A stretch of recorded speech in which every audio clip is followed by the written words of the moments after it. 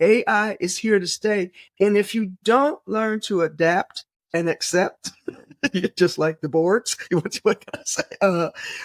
You won't survive and you won't thrive. You'll actually fall behind. So in order to survive and thrive, you need to really look at AI and how it can become a part of your operations for effectiveness and efficiency.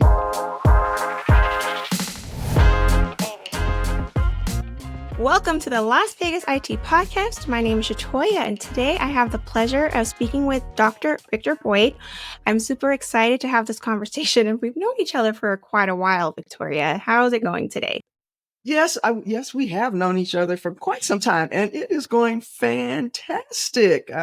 We're both busy in our own little worlds, but most of the times we cross paths here and there. And here we are today talking IT and stuff like that, and AI. Yeah. Fun stuff. A trending topic that everybody wants to know about right now is AI. Absolutely.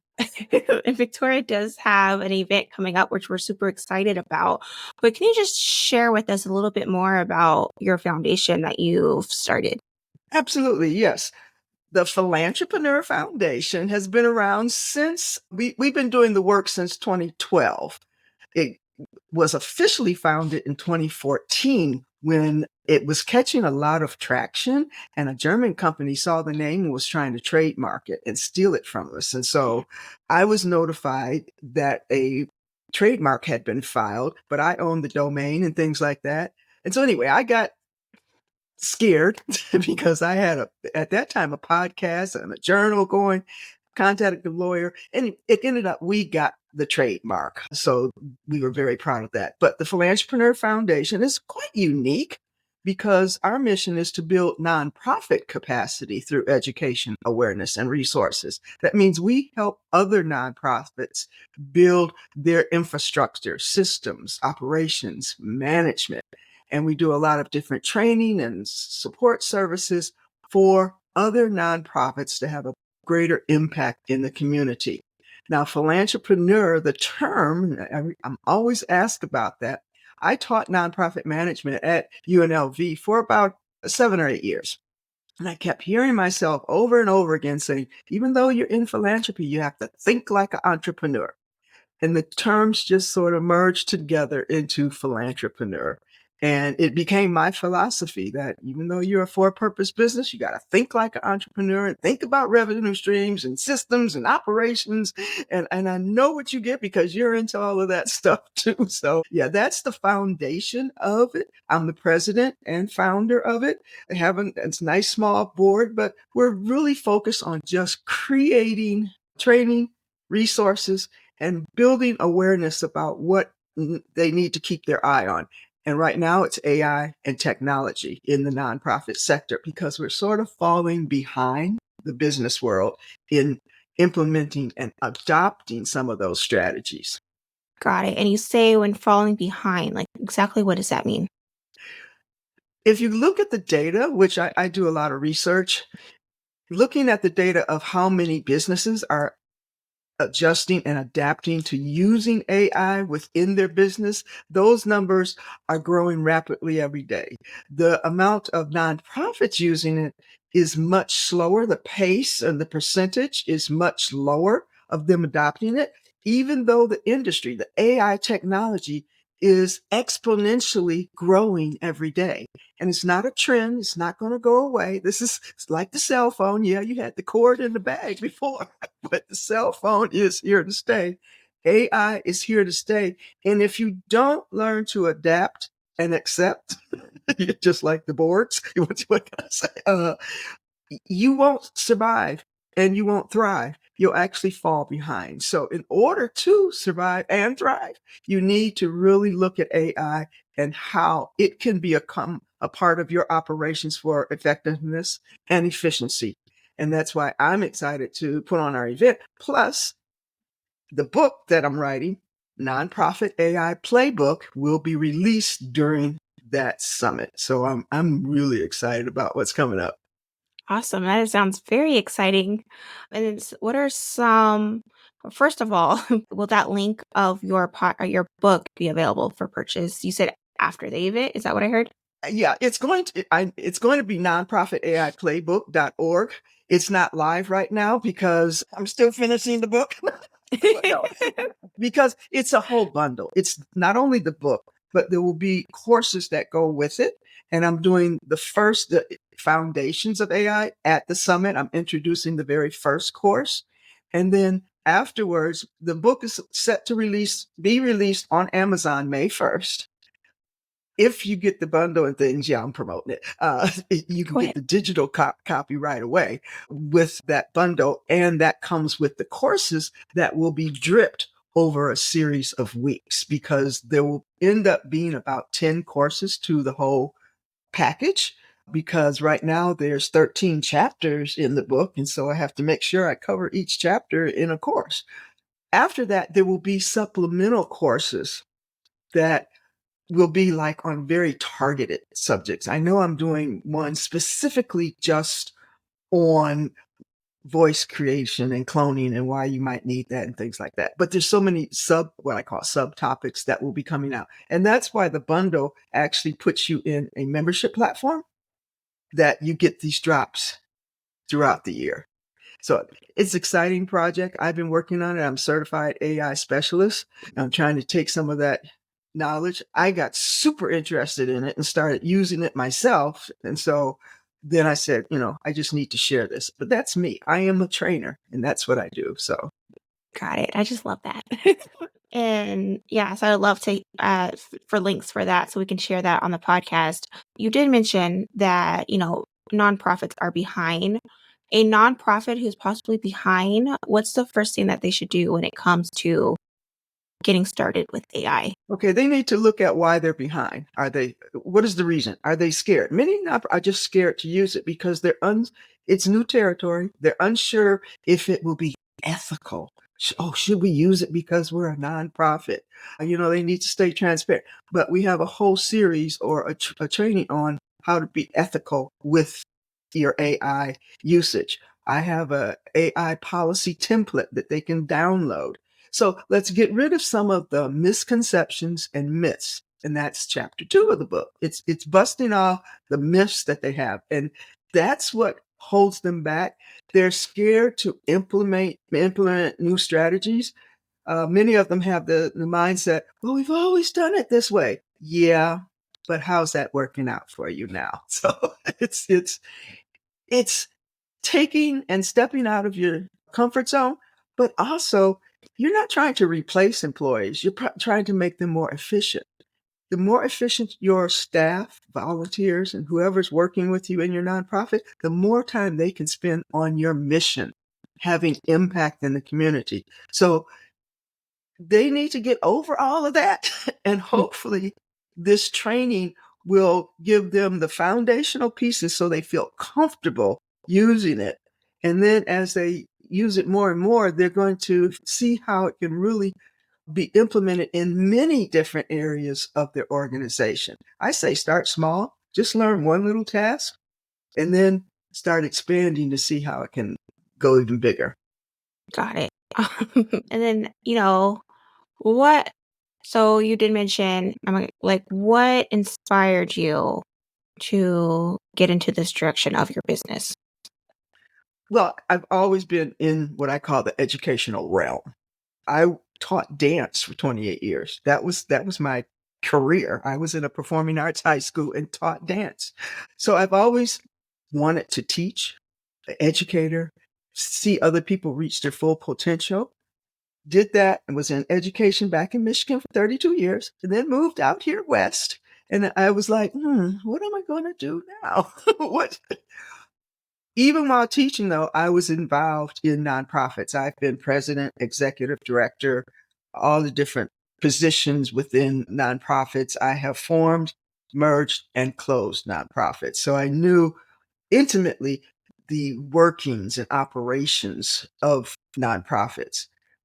I then, when I came out here, I taught nonprofit management at UNLV, and I saw such a big gap of what they still needed to learn. And so the teacher in me came out. I started creating training where I saw the need. And that's how it has just, I'm still creating training. I'm looking at the sector.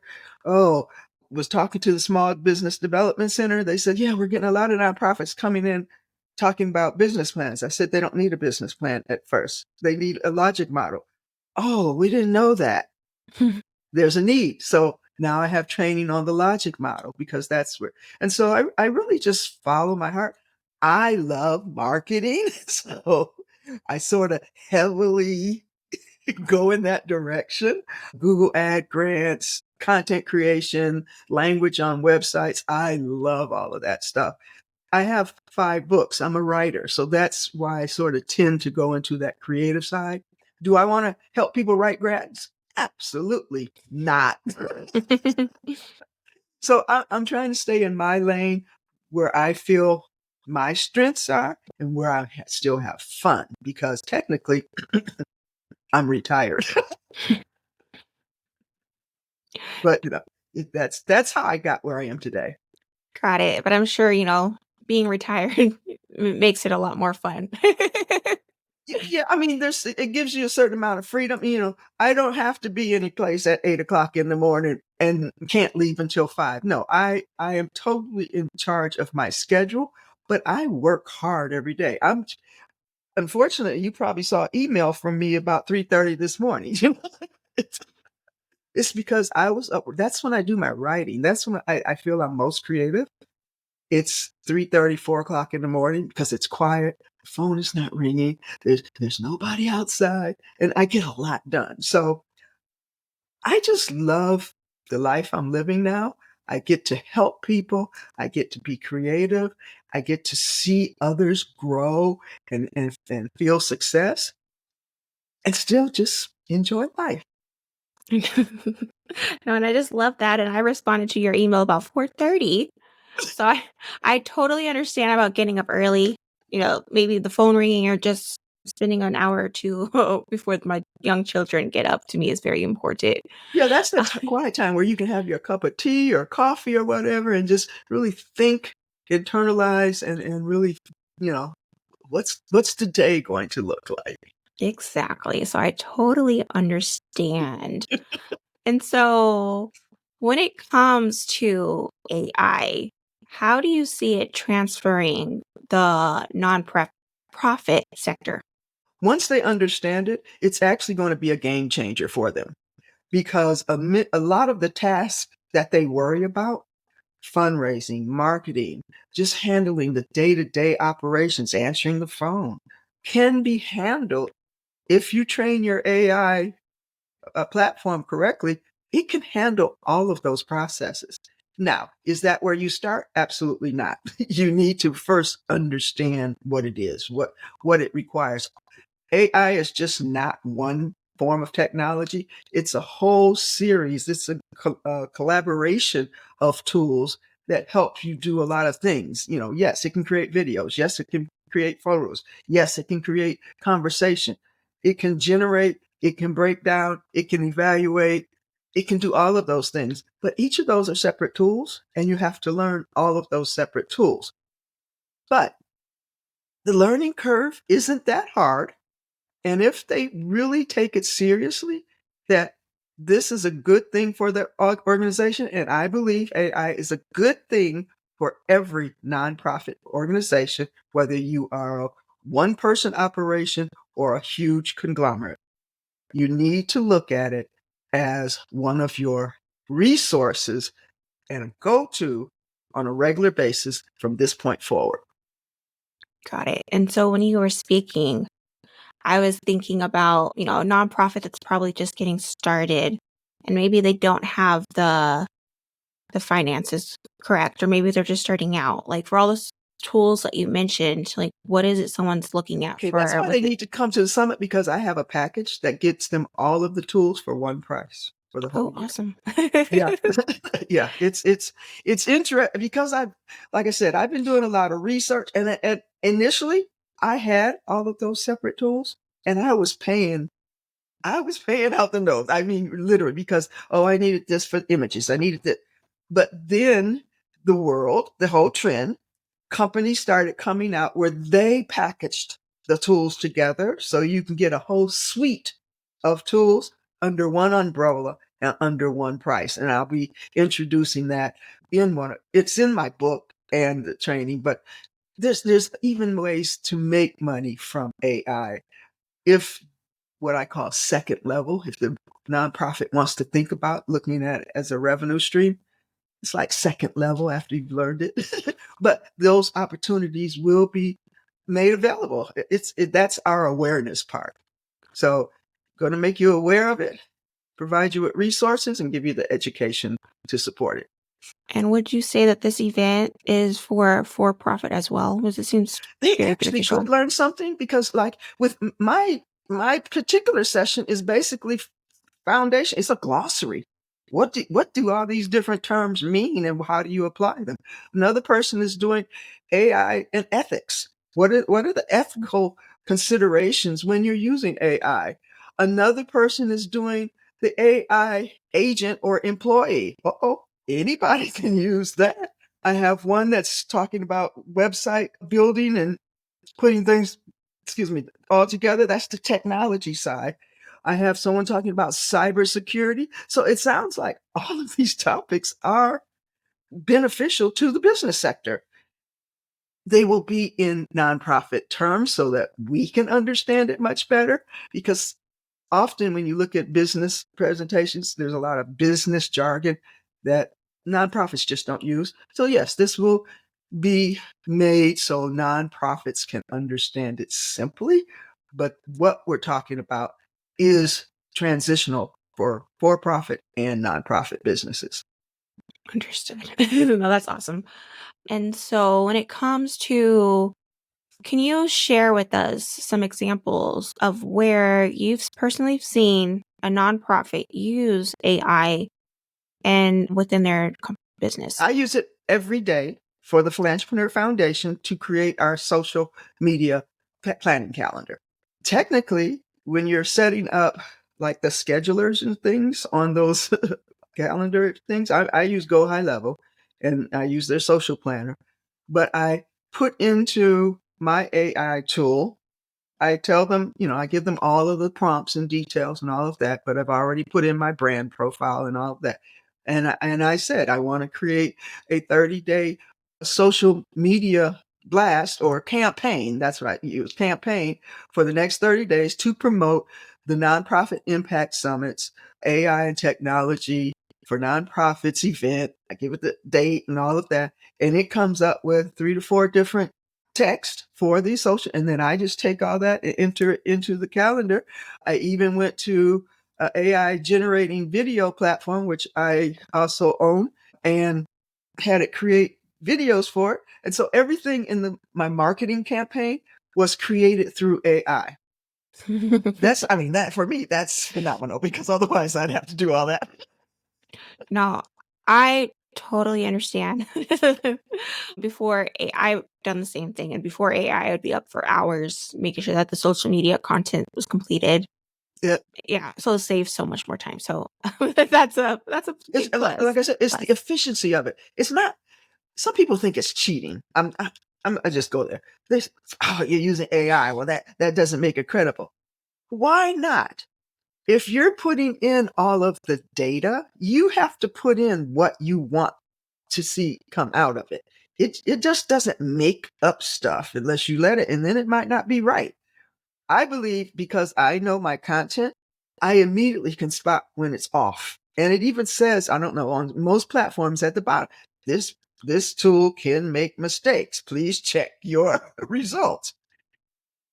You still need human intervention or interaction with it. And so I use it to create the outline, and then I fill in all the other stuff. But for efficiency of things where you would be sitting there toiling, oh, how should I write this sentence? It can write the sentence. You know what type of sentence you need, but you just let it write the sentence, and then you tweak it to make it sound like your voice. Or if you've already put in your brand profile, it already knows what your voice sounds like in terms of how you speak, and it will write it in your voice. Totally a game changer, a time saver, No, yes, totally. I get it. I'm right there with you, Victoria. And so, what are some of the particular ways AI can help nonprofits with fundraising and donor engagement? Okay, I don't want to give away too many secrets. That's all in the Okay. book. I'm just Okay. gonna. It's all. I have a whole section on fundraising. I have a whole section on marketing. I have a whole section on developing your brand profile, strategic planning, logic model. All of those are sections on how to use AI to support you in those efforts. And there will be a chapter on grant writing. But yes, because for some, even though grants right now are really under attack, we have to still think that there's still foundations out there, but you still need to know the basis of grant writing or what is required, because the logic model is what 90% of grantors who give away the money use as their foundation or criteria. So it all plays in, but yes, there'll be different areas, how to apply it with examples of how to use it. There's a full toolkit, templates, downloadables, all coming your way. Got it. And I get it. We don't have that much time on this podcast. So you guys make sure you read her book. And I don't think one thing I did forget to ask you, what is the date of your event that we are currently Absolutely. The talking about? Nonprofit Impact Summits, AI and Technology for Nonprofits, is April 16th, 2025. That's a Wednesday. It runs, or the everything is pre-recorded. All the videos will be pre-recorded. We have 8 speakers. We're considering this our mini summit because we have another one in August, which is a 2-day summit. But this one has 8 speakers. There'll be about 10 presentations. And by registering, you can watch those 10 presentations over a 48-hour period anytime you want to. They're going to be pre-recorded. If you want to upgrade and then get them so you can have them for a lifetime and have lifetime access to them, that's $39. So to me it's a no-brainer at this point. But within that, you'll gain so much information of other ways to enhance your organization or business. It's worth its weight in gold because for 2 days it's free. So can't beat that. Got it. And only $39. Right. Yeah. So that's Nonprofit Impact Summits with a S.org, because there's going to be 3 summits per year. And that's where you can register. We're on a virtual summit platform. Hey, Summit, that's what we're using. But that's where the summits will actually be held. All of the other content will be either on the Philantrepreneur Foundation website or on the Nonprofit AI Playbook.org placement. But all of that will be available. They can watch our podcast. I have information for that out there. So thank you for having me on this. Just talk. Right. We can talk for hours. And so when it comes to, so I know a lot of the information that you're going to go over is going to be in your podcast, or not the podcast. I'm sorry. We're on a podcast, is going to be in the course that you said 48 hours for $39. If, when they actually make a purchase. What are some other things that you could kind of share with us today that maybe someone's looking to attend, or what is something that you could possibly share with us today? Well, running a nonprofit, there's so many different facets to it. Okay, like, are you using QR codes? We have a course for that. There's all of these things fall under the umbrella of technology. That's probably why I caught your attention. These are all digital platforms, technology that can be infused into the operations of a nonprofit. Looking to the future, yes, we are giving this summit, the Impact Summits, 3 times a year. The next one in August is in alignment with Nonprofit Awareness Day, the National Nonprofit Awareness, August 17th and 18th. And then in October, it's going to be about fundraising and marketing. So the theme sort of rotates around, and then we're going to come back to technology next year this time. But there's so many opportunities out there. If they just check out Philantrepreneur Foundation, we have training on the logic model, Google Ad Grants, which is another big thing. That's $10,000 per month in ads, free from Google. That if you're a nonprofit and you haven't signed up for it, shame on you. It's free money. But we help people. In fact, we will get the grant for you and even show you how to set it up. Yes, there's some prerequisites to it, and that's why we have the website person giving a session, because she explains why your website needs to be that way so it's eligible for a Google Ad grant. So everything sort of ties together, how we are mapping out our projects and what we're doing. All of it is to help nonprofits build capacity. Understood. And I'm really going to have to attend this event because I have so many questions, but I don't want for you to give us too much information. But Victoria, you did share with us so much today.